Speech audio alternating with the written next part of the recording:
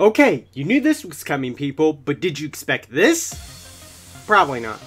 Breath of the Wild took everyone by storm, but this time, Justice Free is taking everyone by storm by talking about one of the most disappointing games of 2017. No, we're not still talking about Breath of the Wild. We're talking about Sonic forces you to make your OCs canon. Now, let's be real. I'm not going to compare Forces to Odyssey, Breath of the Wild, or especially 06. That happened like 10 years ago, people. Get over it! Forces didn't have a fair chance up against Zelda and Mario last year, sad to say, but even so, this game was a huge step forward as far as story narrative, game interaction, content, and music is concerned, but a huge step back as far as gameplay, level design, and length is concerned. But when talking about the sequel, my top priority on the list is by far the story.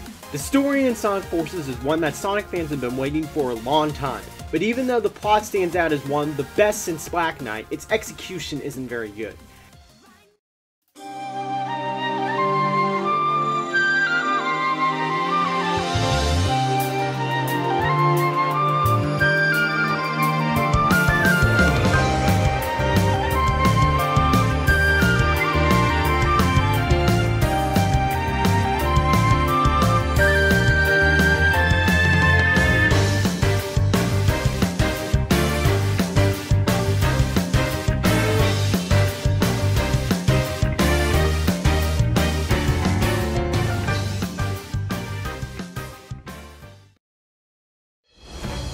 As many have said about the game tries too hard to be edgy while being as lighthearted as possible, making for some very awkward dialogue, sequences, comedy relief, and what would be intense epic moments. While the game's plot does a better job of keeping you on the edge of your seat, it doesn't feel as seamlessly fluid as Unleashed Generation and even 06 is. But at what point is the conflict suddenly serious, and at what point does Sonic see a real threat? And will Sonic be the one to save the day once again? Nope, for this time it is the rookie which does most of the day's saving, making Sonic's role smaller than it has been in years. If there was ever a time to say that Sonic was dead, it is now, meaning that Sonic as a franchise is thriving surprisingly well under so much criticism, hate, and bias, whereas Sonic as a character is only still living in the hearts of gamers and through Sonic Mania, which was by far a much more impressive title than Forces. Needless to say, Forces did poorly to bring out Sonic's personality, emotion, spirit, and attitude, and seem more like a main character that never loses his cool and doesn't take anything or anyone seriously, which is very out of character for Sonic. Even for Forces, as the first trailer teased a resentful and devastated Sonic, but the actual game portrayed nothing of the kind. I must commend Sega for their advertising though. They really convinced a lot of us that this game could be good, which overall I'd say is one of the best experiences I've ever had with a Sonic game, but this feeling can be short-lived depending on how loyal you are to Sonic. Many fans would just defend Sonic regardless of its mistakes, whereas other fans would just hate. It isn't for any small reason Sonic has one of the top 10 worst fan bases and low scoring, and Nintendo exclusive games just make it worse. That's not to say Nintendo is bad, just that Sony, Xbox, and PC gamers don't take too kindly to having their favorite character being only exclusive to a Nintendo console. However, Forces is the first game since Shadow the Hedgehog to be a solid multi-platformer. Generations was close, but this was defeated by a weak 3DS port, ultimately losing a lot of potential sales. Forces, however, because it was a solid multi-platformer, has done amazingly well on the market despite its low review scores. These scores have proven to be much lower than user scores, with the user score ranking at least 10 points above Metacritic's score, and it's extremely unusual for any game to have a higher user score, especially one that's significantly higher. Well, except for Sonic, who has a very retarded fans, and that by anything. One of these leading factors, I believe, oddly enough, is the story. The story in the game takes you completely by surprise. After the first level, Sonic is defeated and it goes into the conflict 6 months later when a resistance is formed and a new rookie joins the team. Together they help free Sonic, classic Sonic appears for seemingly no reason, and they slowly defeat Eggman, leading up to one of the most unexpected plot twists I've ever seen in any game I've ever played.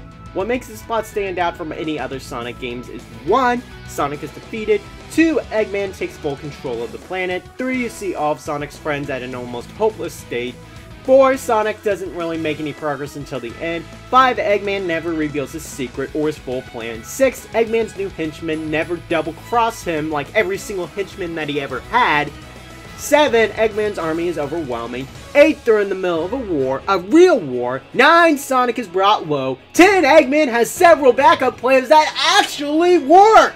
Now, was it really necessary to make these 10 points? Probably not, but none of these points have ever been remotely close to ever having been seen.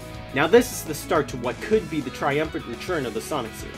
Despite it having many flaws, the story is more captivating, interesting, and filled with more moments of failure than any Sonic game today. This is the foundation of which they should build their next game. Using this formula, they can take the series to high places, but only if they improve upon this one. Adding jokes and less awkward moments is one of the ways, another is to make Sonic more expressive as he was in Unleashed. Adding Infinite was a smart move, even if you disagree. What this series needs is more real villains, and less of your typical double-crosses Eggman gets reformed, completely forgotten, or obliterated has-beens. The series also needs a little better character interaction and portrayal. Bring back the Guardian of the Master Emerald. Bring back the annoying, over-obsessed fangirl because, well, that's how the fans see her and it's too late to fix it, Sega. Bring back the 8-year-old genius. Tough detective, reclusive ninja, loud obnoxious mascot, ditzy spy, destruction-loving robot, and self-proclaimed ultimate life form. I mean, really, when was the last time you heard Shadow call himself that? As much as it pains me to say, they also need to bring back some of the characters which aren't supposed to come back, such as Tikal, Blaze, Jamuro, and Princess Elise. Said no one ever, and unless you want a reformed version, this probably isn't a good idea anyway. This raises both nostalgia, gives you different flavors for your story, and makes you appreciate the other characters when they diversify the characters and show how different they are from each other. At this point in the series, it's harder to tell the differences between them than it was in 2003, and this needs to change right now.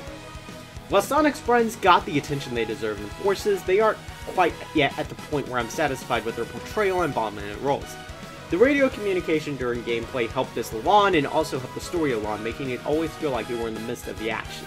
The list of bad character portrayals both in the series and amongst the fans themselves is extensive, so I'll have to make an entire video series based off of that to cover it all. But one thing's for certain, Sonic isn't what he used to be, and neither is most of the other characters as opposed to when they were first introduced. But more stories like Forces could easily fix this if they do it right. Forces has the right idea, but it's going to take more ambition than this if the Sonic series is ever going to get back on its feet. So here are the facts. What is your opinion on the story in Sonic Forces? What could have been different? And what would make a sequel better? Leave your opinions, towards the leaves, Sonic, and your ideas in the comments below. To end on a sweeter note, Sonic has arguably the most devoted fans and loyal supporters, even more so than Link. It's this undying dedication which has kept him alive for many years and continues to keep him alive today.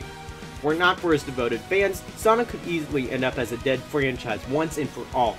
But it so happens that he has the #2 top grossing franchise in the world.